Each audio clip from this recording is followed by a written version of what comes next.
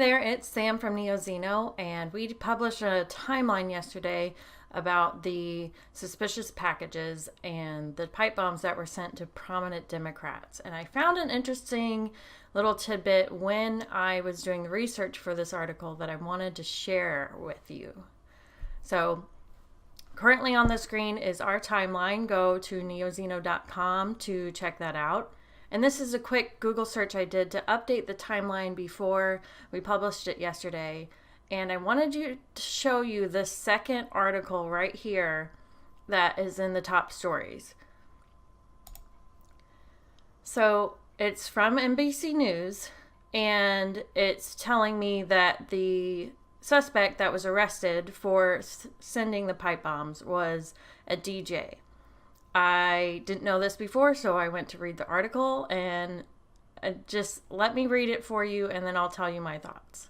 In the hours before his arrest, as federal authorities zeroed in and secretly accumulated evidence, Cesar Sayoc was in his element, spinning classic and top 40s hits in a nightclub where he'd found work as a DJ. As he entertained patrons from a dimly lit booth overlooking a stage, and at the Ultra Gentlemen's Club where Halloween decorations hung in anticipation for a costume party, he could not have known that investigators that very evening were capitalizing on his own mistakes to build a case against him. So before I got to the second paragraph, I moved on from this article, and it was because it's written like a novel. It's not written to inform, it's written to entertain.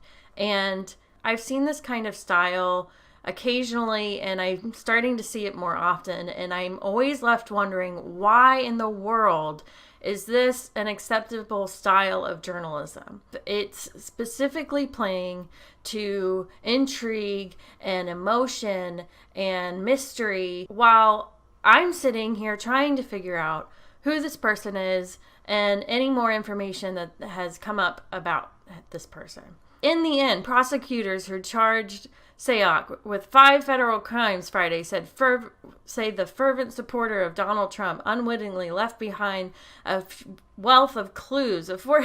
It's just full of that descriptive language you find in novels. And you don't write this way to inform. This is not an informative style of writing. I don't know when journalism decided that their mission wasn't to inform, and instead that they're activists trying to get you to feel a certain way about topics. I'm not sure. This whole article can be summed up in one sentence. The suspect who was arrested for sending the pipe bombs was playing as a DJ on Thursday night when he was arrested. This same article was propagated through several different news websites that I didn't even know were aggregators or worked together. So this is an NBC News website, but this article was written by the Associated Press. I found this PBS NewsHour article. It's the same one by Associated Press, and it's harder to tell. It doesn't say Associated Press here. It has it over here. It's on Huffington Post. I know that they're a news aggregator, so that kind of makes more sense.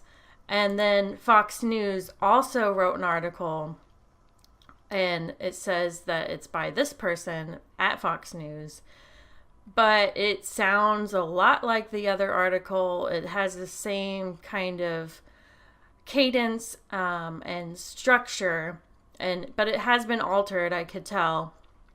And then you get all the way to the bottom, and then it says the Associated Press contributed to this report. So they're all sharing the same article. I didn't know that they did this. Maybe you guys did. It's just a new, interesting tidbit about how journalism works and how they propagate the news. I was so frustrated by this, I couldn't find anything else about his DJ, so I did another Google search specifically about him being a DJ, and finally found this article from CNN that was credible and written in a way to inform and was way better for me to use on our website. But I just wanted to show you kind of the weirdness that I find when I do these timelines, when I'm doing my research. It's very odd to see these different patterns.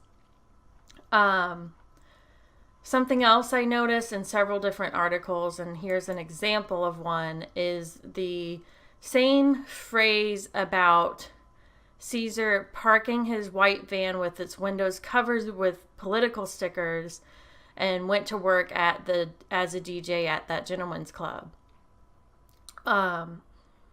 This type of sentence was copied throughout several articles, and I finally found I think what's the source of this information, the Palm Beach Post article, where they actually interviewed his friend who worked with him, and they mentioned the van, which his manager says she thought was an ice cream truck because it was covered in these pictures and he parked it in the back of the lot. So I find it just disingenuous that these larger news sources are putting that type of information at the beginning of their articles, and they write it in a way that suggests somebody should have noticed his van and how weird it was. Well, I'm pretty sure people noticed how weird it was, but they didn't pay much attention. And like we saw here, it was parked in the back and nobody looked twice at it.